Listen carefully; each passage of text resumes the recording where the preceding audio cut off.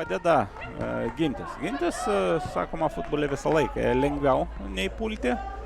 Griauti lengviau, kai nei kurti, o čia kokia klaida ir pirmasis įvartis. Ką aš ir sakiau, be klaidų žaisti neįmanoma, na, visiškai atiduotas kamuolys, na ir galingas smūgis, šeštasis numeris.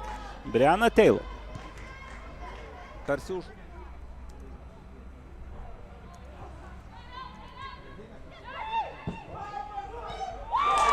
Ir dar vienas smūgis, po kurio vėl džiaugiasi Breana Taylor.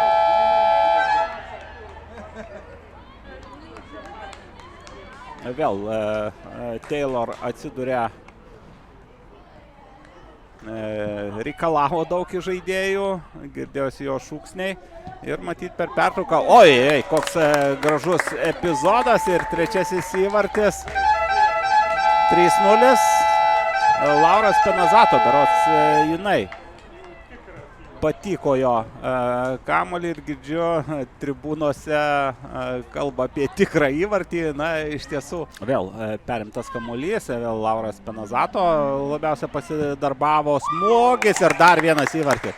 Na, tarsi bando varžytis dabar jau antrajame kėlinyje grožiu pasiektų įvarčių. Šeštasis numeris Breana Taylor, trečiasis jos įvartis. Vėl puikia kontra Madison Bowers.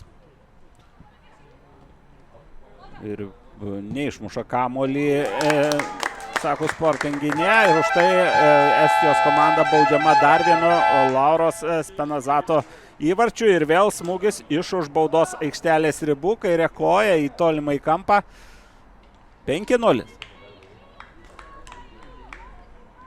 Na čia